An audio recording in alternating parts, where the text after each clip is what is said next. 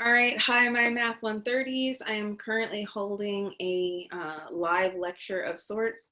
I'm going to go over question 4. This is on your homework alternate assignment.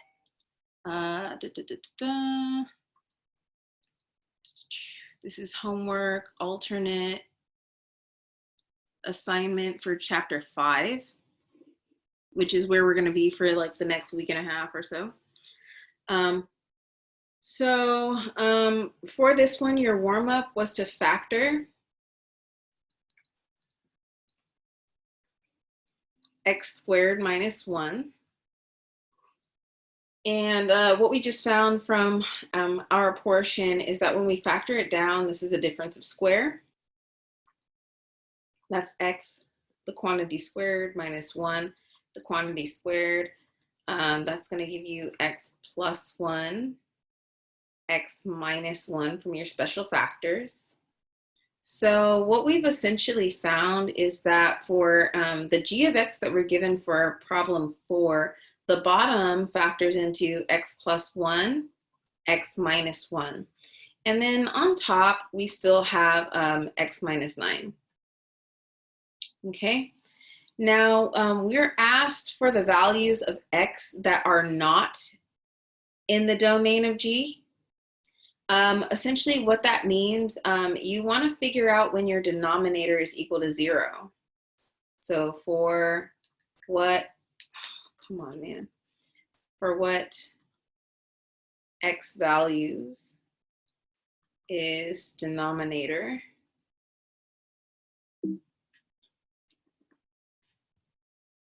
I'm having so much trouble with this thing today.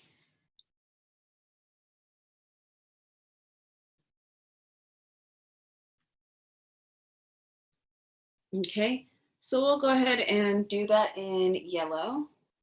Essentially, from the denominator that we just factored, we found out that the denominator is x plus 1, x minus 1. So we're going to go ahead and set that equal to 0 and see for what x values will our denominator be equal to 0. And then what we'll do after that is discuss why those x values are not in the domain of your function g right here, okay? All right, so from zero product property, we actually covered this in the last video. X plus 1 can be equal to 0, or x minus 1 can be equal to 0.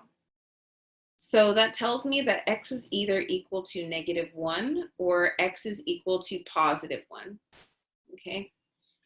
So in terms of the values that are not in the domain of G, x equals -1 and 1 are not in domain for G of x given. So that should be your solution for problem 4. Let me save this, and then I'm going to clear this out and kind of explain some further detail. What I want you to remember right now is that we found x equals -1 and x equals +1 are going to give us some issues here. We're going to have a 0 in denominator.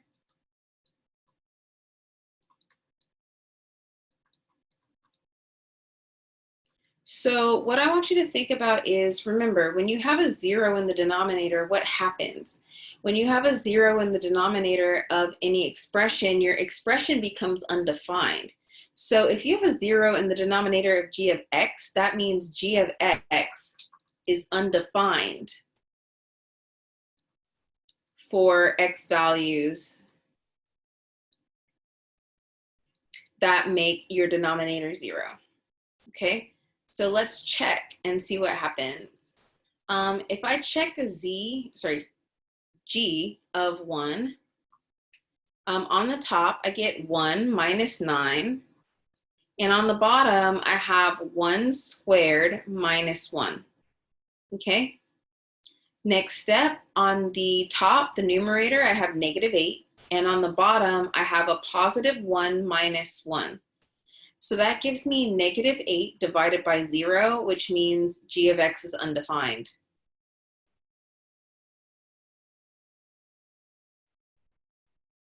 When x is equal to 1. So we've already shown that that holds for problem 4. Let me save this and let's just go ahead and conclude this problem by checking g of -1.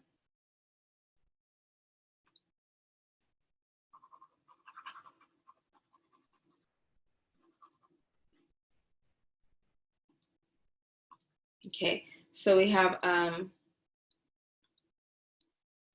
g of -1 that we'll check. That's going to be -1 minus 9 divided by the quantity -1 squared minus 1. So on the top, we get -10. On the bottom, we get a +1 here, minus 1. That gives us -10 over 0. So again, g of x is undefined when x is equal to -1. Okay, let me save that and clear that. So your two values that you should have for problem 4 are -1 and +1 for x. Now, I got a question earlier about a question we had discussed last time, which was question 2. I'm getting tripped up about the wording. Find the excluded values. Come on. So find the excluded values for the expression. So the expression in question is this one. Okay. If you are looking for the excluded values, and let me kind of color code this a little bit, make that orange, the excluded values, you want to check when does the denominator equal 0.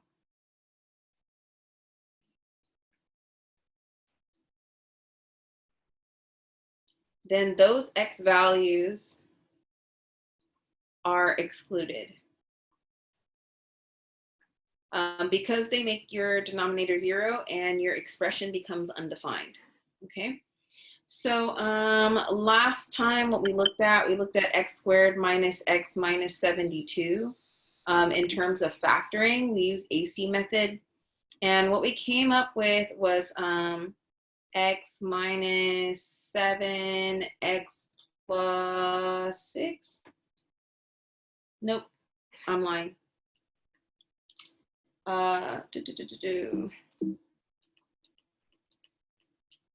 It was x minus 9, x plus 8.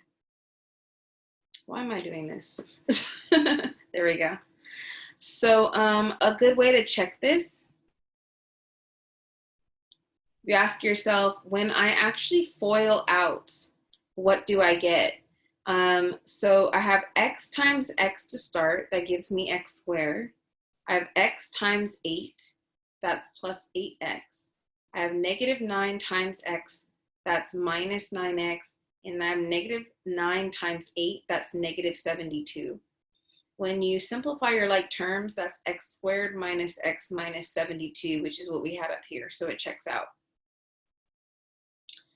Let me go ahead and erase this portion. So again here, we're going to be using zero product property. I know that x minus 9 can be equal to 0, or x plus 8 can be equal to 0. Whatever x values I get from here, those give me the x values that make the denominator 0.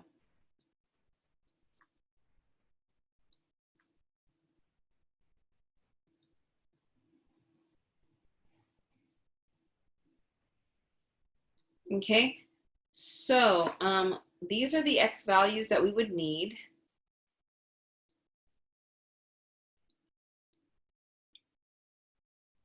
For our answer. But to further go into why those are the answer, okay, so let me go ahead and erase these. So we're just going to show something similar to what we did in problem 4.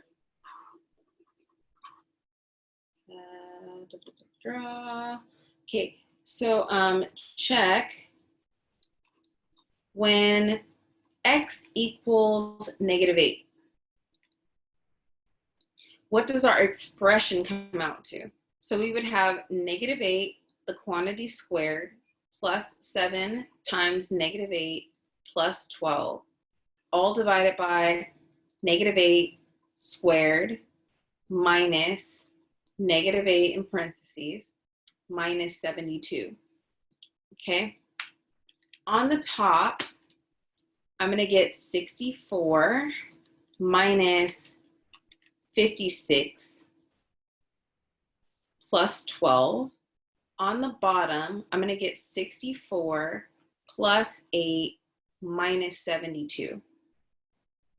64 minus 56 plus 12 is going to give me 20 on the top in the numerator. On the bottom, what happens though? I get 72 minus 72, which gives me a 0. Remember, 0 under, expression undefined. Okay, so expression, I hate this. Hold on a moment. There we go. Expression undefined when 0 in denominator.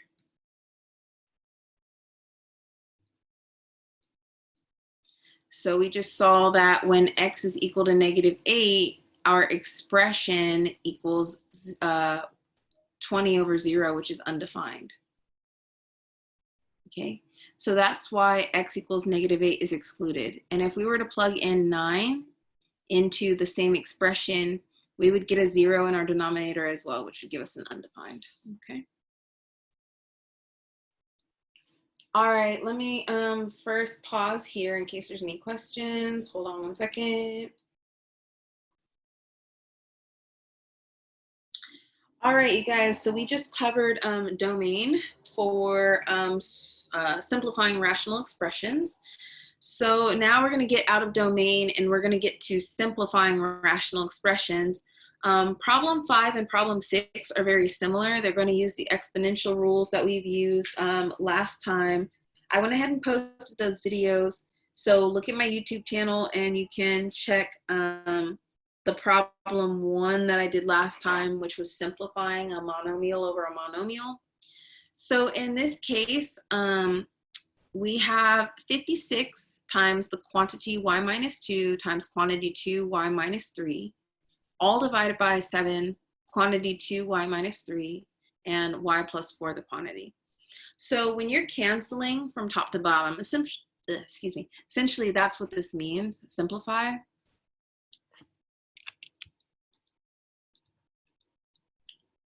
This expression means cancel factors from top to bottom when you can.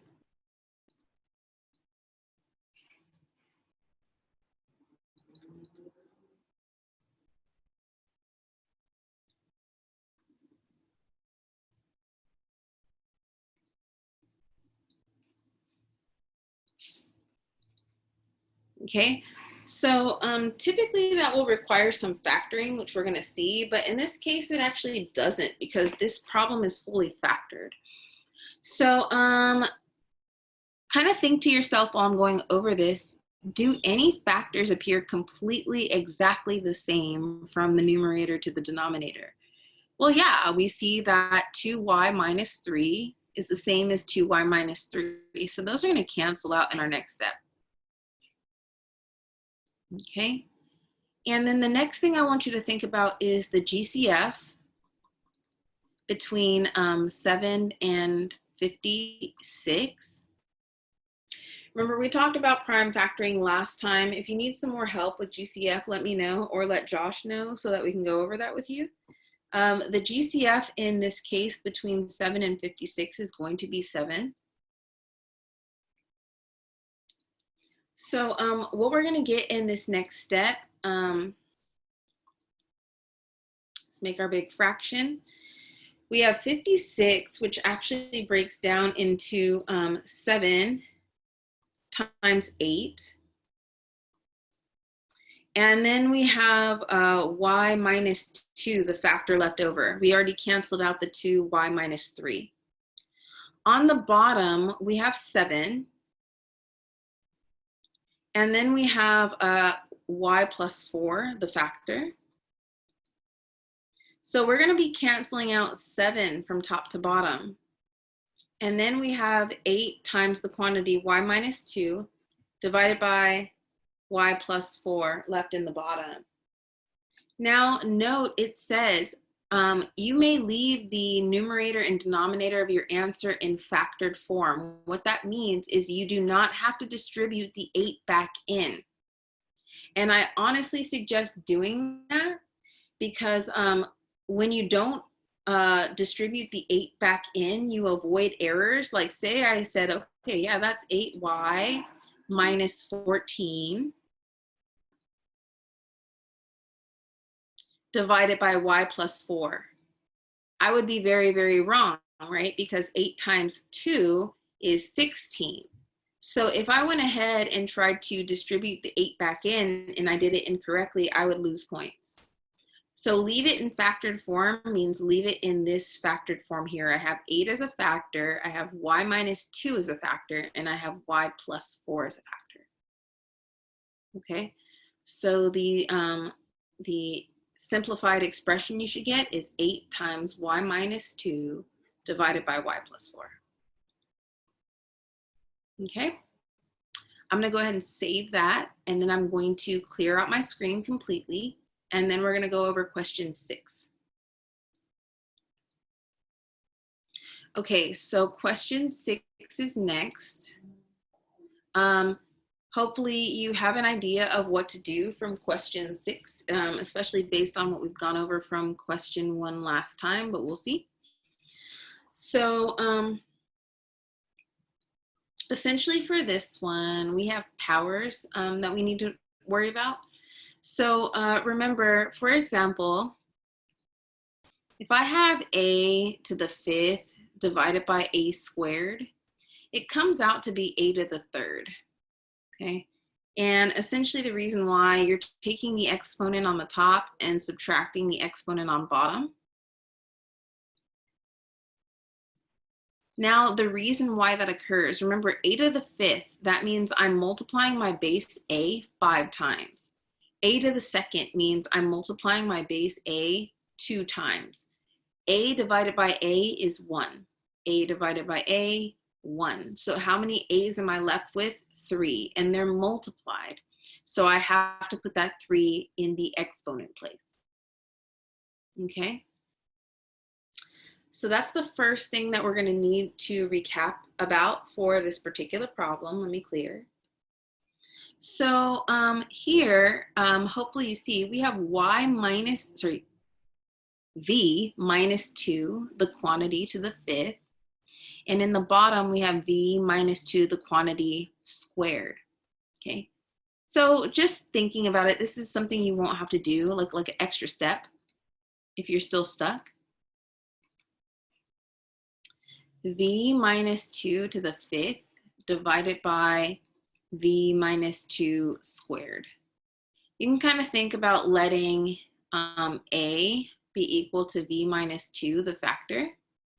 Hopefully you see that this would be a to the 5th divided by a squared, which would actually give me a to the 3rd.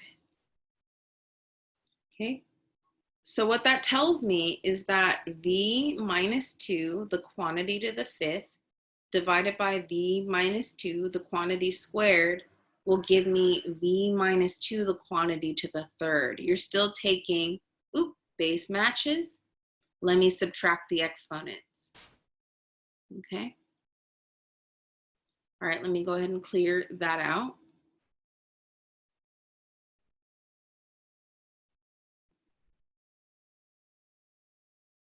All right, so what we found here is that the v minus 2 squared in the bottom and the v minus 2 to the fifth on the top will give me v minus 2 to the third left in the numerator, okay?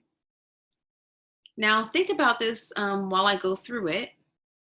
I have 2v plus 5, the factor, divided by 2v plus 5 to the fifth, okay? So there's a power of 1 that you can't see up here and a power of 5 down below, right? So 2v plus 5 to the first divided by 2v plus 5 to the fifth. That's going to be 2v plus 5, the quantity, and the exponent will be 1 minus 5. Okay? That's going to be 2v plus 5 to the negative fourth. Now, what happens when you have a negative exponent? Okay, essentially, I'm going to take whatever this base is, it moves, if it's in the numerator, to the denominator, and I make the exponent positive. There's a 1 on top. Okay, so I have 2v plus 5 to the fourth on the bottom. Now, formally, just in case you're concerned about it, the reason why this works, draw. Okay, 2v plus 5 is actually still over 1. And then from negative exponential rules, we flip the numerator and denominator and make the exponent positive. And then the exponent individually gets taken by the numerator and the denominator.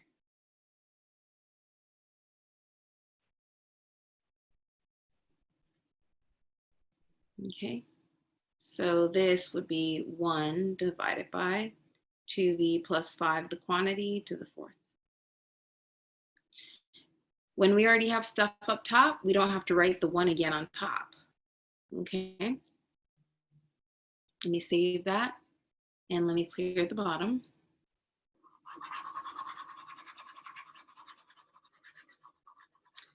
Okay, so now the only part we have left is going to be the 24 and the 20. So 24 divide 20. The GCF between 24 and 20 should be 4. So 24 is going to be 4 times 6, and 20 is 4 times 5. Okay, so 24 over 20 is going to become 4 times 6 over 4 times 5. 4 over 4 is 1, so that simplifies to 6 over 5. Okay, so once we've simplified everything that we can, we have our final answer for our simplification.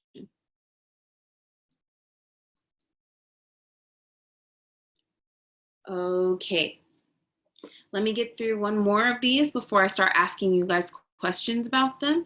If you have any questions that have popped up so far, just go ahead and send them to chat, or you can text them to Josh, or I guess chat them to Josh, or just hold tight and make a little note. I'm going to go over question number 7. Let me clear this out.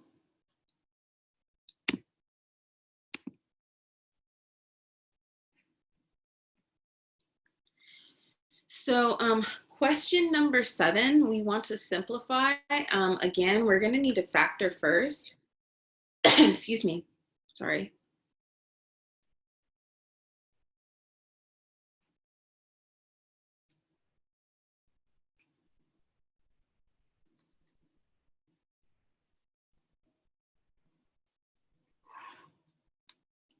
So let's color code. Let's use yellow for the top and pink for the bottom.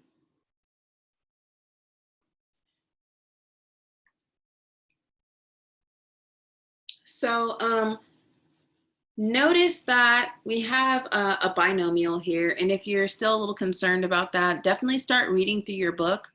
But a binomial is a polynomial with two terms. So that means I have the term 6y squared, and then I have this term 10y, and they're connected by a negative, essentially. On the bottom, I also have a binomial. Here's my first term and my second term. Okay, hold on 1 second. I'm going to mute myself because I have to cough. Okay, there we go. Not a COVID cough, hopefully not. Okay, so first things, when you're factoring a binomial,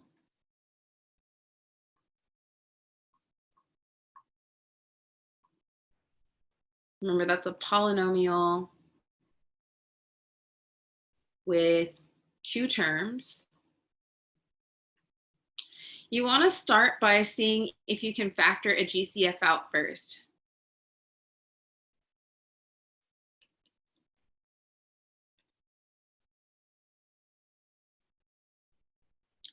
And then your second step is going to be to use special factors, particularly for a binomial difference of square.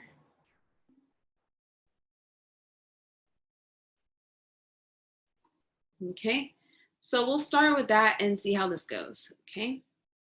So we have, for the numerator, 6y squared minus 10y. While we're going over this, especially if you're watching the video later, I want you to pause it and see if you can find the GCF first and then compare it to the GCF I get. So the GCF, I'm looking at the GCF between 6 and 10, and that GCF is going to be 2. And then I'm looking at the GCF between y squared and y, and that GCF will be y. So I'm going to factor out a 2y, and then I'm going to see what I have left over. Remember, to figure out what I have left over, I'm taking the first term, and I'm dividing it by the GCF. Okay, so 6y squared divided by 2y. What does that give me? I get 3y. So that should go here. Okay.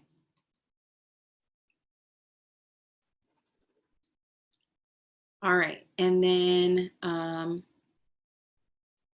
have a subtraction sign. 10y divided by 2y, that gives me 5. So that takes care of my numerator. Okay. Now let's look at the denominator.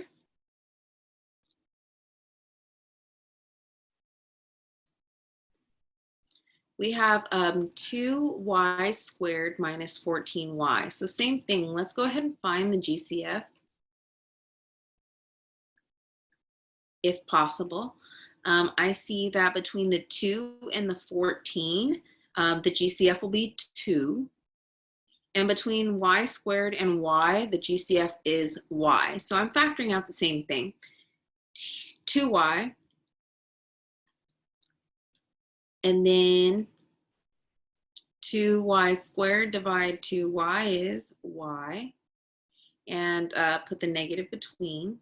14y divided 2y is 7. So that's my denominator. Okay, let me go ahead and save this picture, and then I'm going to clear out my screen.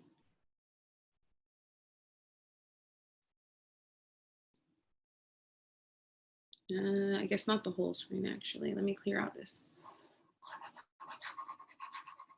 I haven't figured out a way to save parts on my screen right now and delete the rest. So still working on that. But I have figured out via yesterday how to move stuff on my screen, which has been beautiful. So I'm going to use that right now. Okay. So remember my numerator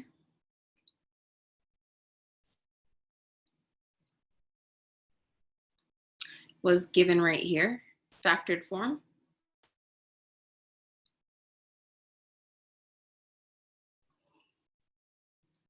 And then I'm going to divide by the denominator, which was given below.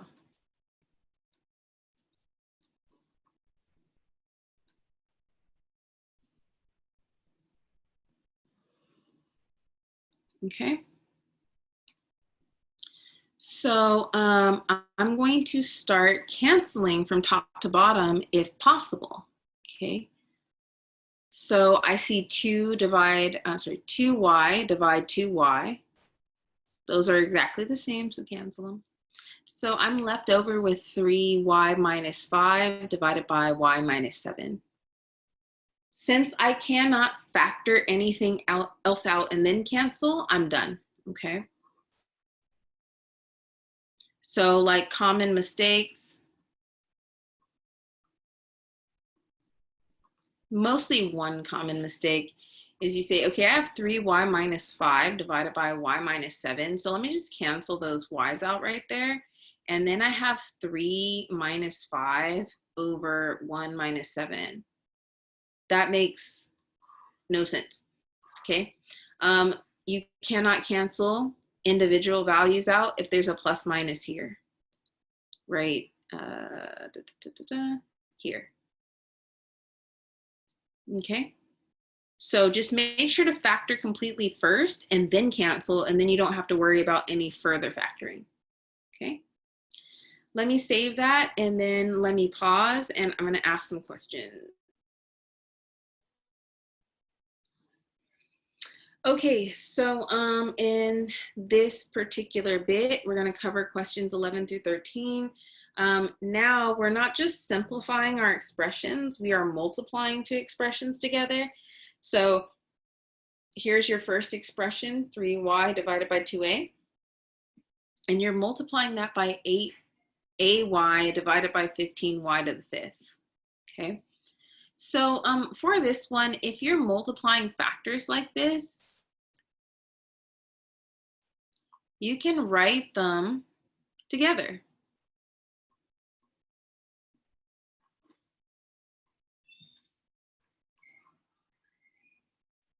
Okay.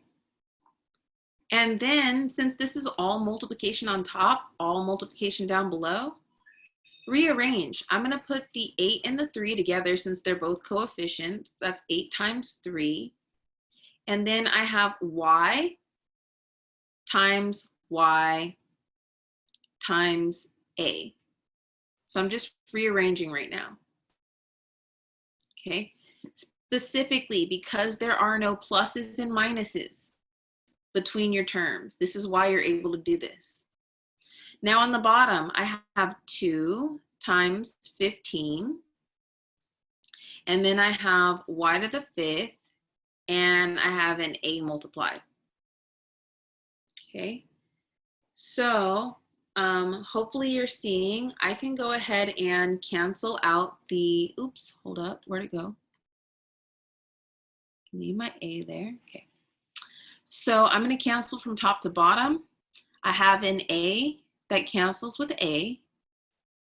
I have y squared on top essentially, right? Because there's 2 y's here multiplied together. And then I have 5 y's on bottom.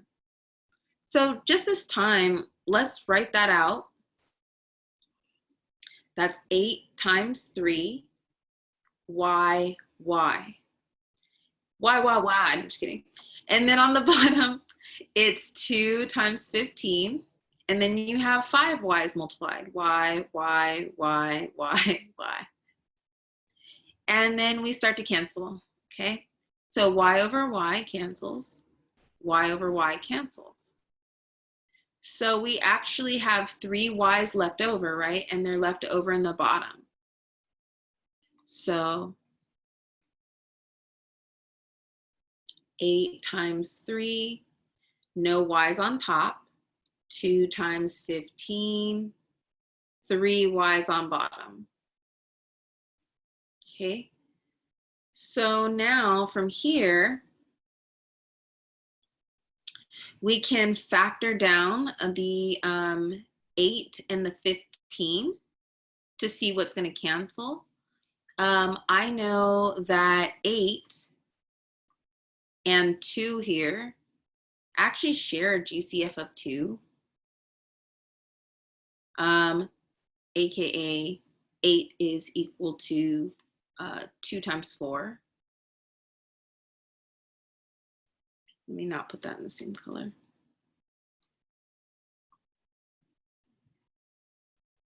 Okay, and then that's still multiplied by a 3. We have 2 down here, and that's multiplied. 15 breaks into 3 and 5. So what you can probably tell is that 3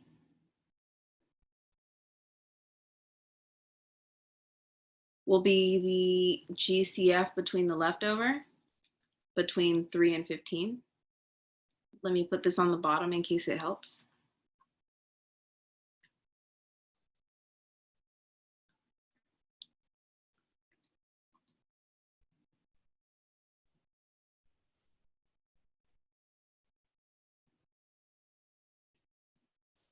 And then let me erase this ugly 3 right here and make it more formal. Oh, come on, man. I had a 2, and then I need a 3, and I need a 5. There we go. And then I still have y to the 3rd on the bottom.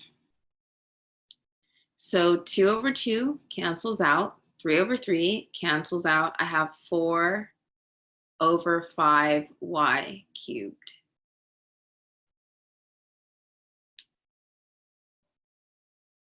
For question 11. Okay. That covers question 11. Let me save that. If you have any questions, just hold them for a moment. Let me clear this out. Let me move to number 12. There is going to be a crap ton of factoring in this particular problem, okay? So basically what I want you to think about first is that we can rewrite this particular problem without the small multiplication sign between, for the same reason we said before. 3x minus 6y is one factor. X squared plus xy minus 20y squared is another factor. In the denominator, we have x squared minus 25y squared as a factor, and we have x minus 2y as a factor, okay? So here, what we're gonna do is see, can we factor these individually? Okay, so can we factor anything out of here? Can we factor anything out of here? Can we factor anything out of here? Can we factor anything out of here? So I'm gonna go through this a little quickly. We cannot factor anything from 3x, sorry, we can, I lied. Let's look at the 3 and the 6. We can factor out a GCF of 3. And then we are left over with x minus 2y. Okay, that's the first bit.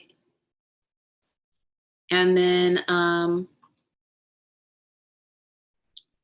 for this part, we're going to use AC method. I'll do that in green. but I'm going to wait a little bit. On the bottom, we've already covered difference of squares. That is indeed a difference of squares.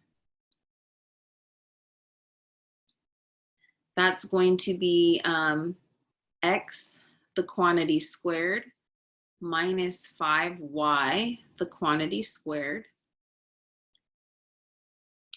And then over here, we can't factor anything else out.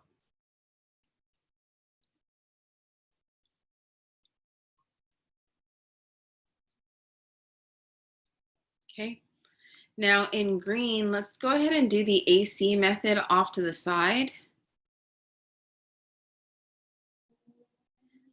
Essentially, you have x squared plus xy minus 20y squared.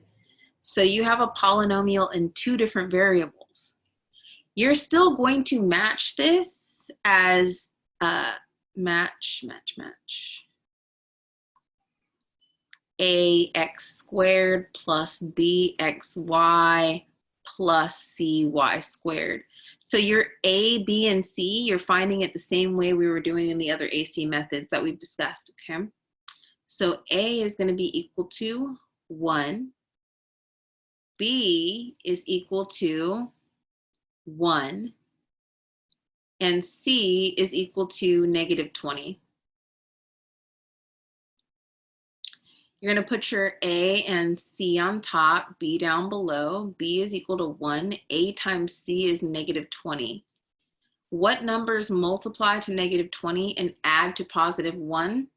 Remember, make your factors of 20, the ones that we know of that will work, 4 and 5. And we're going to make the 4 negative. So then we go to grouping. I'm going to keep my first term, the x squared. I'm going to keep my last term, the negative 20y squared. And I'm going to split my middle term. This is a 1xy right now, okay? I'm going to split that into negative 4 with an xy on the back, plus 5 xy on the back. Group, factor out GCF. In this case, it would be x. We have x minus 4y. For the second group, the GCF is going to be 5y. And we have x minus 4y left. Matching. That becomes our new GCF for a factor, and then the leftover. Okay, so what we found is x squared plus xy minus 20y squared is actually equal to x minus 4y times x plus 5y. Okay, let me save this. And then let me clear out the AC method we just did.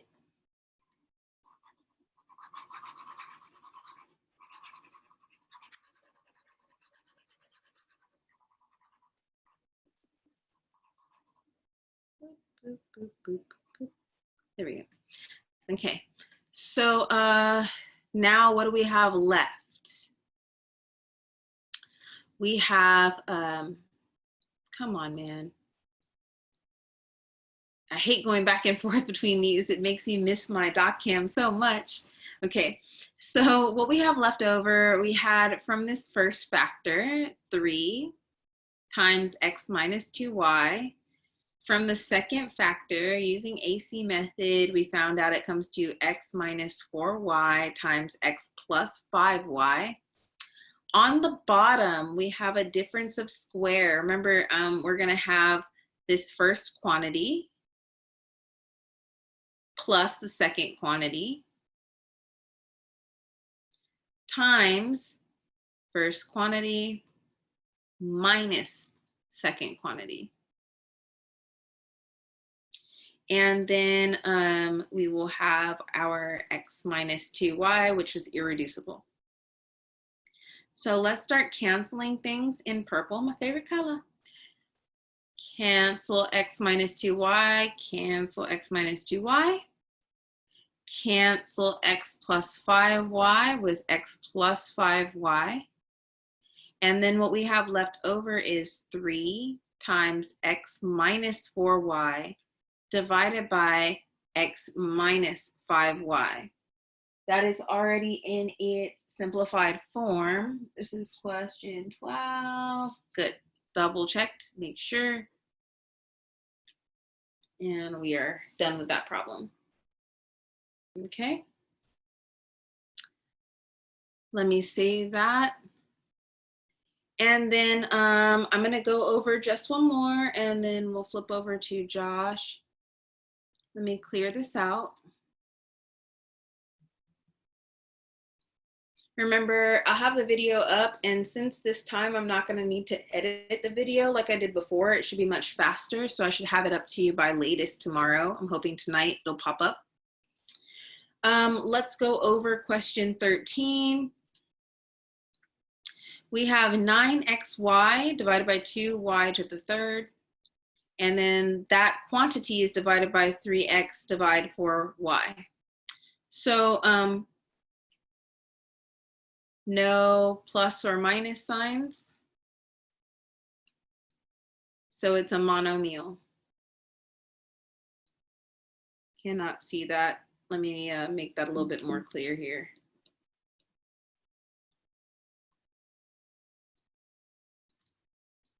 So this is a monomial, no plus minus between, monomial, monomial, monomial. Okay, so essentially what we can do, you can say 9xy divided by 2y to the third, multiplied by the reciprocal of the second fraction. And then we're back to the problems that we just discussed. We have 9xy times 4y divided by 2y cubed times 3x. Okay, so then we're gonna rearrange. Let me select this and select again and try to move up. There we go. Okay, so from here, we can rearrange. We have 9 times 4. We have an x, and then we have y squared. On the bottom, we have 2 times 3. We have an x, and then we have y cubed. So just a faster way with it, you don't have to like figure out the GCF and put it off to the side every time. If you're already aware of what the GCF should be, that numbers will cancel. You can just cancel like this. I know 9 divided 3 is 3. 3 divided 3 is 1. I know that 4 divided 2 is 2, and 2 divided 2 is 1. Okay, so one more step before we cancel, and you could cancel more if you're comfortable with it at this point. So we have 3 times 2, that's not a 3.2. 3 times 2, xy squared over, this becomes 1, so we don't need to write it in, xy cubed. And then cancel anything else you can cancel. X and x cancel, and then y squared and y to the third. That's going to leave me just 1y on the bottom. So what I get from this, 6 from the top divided by y from the bottom. Okay.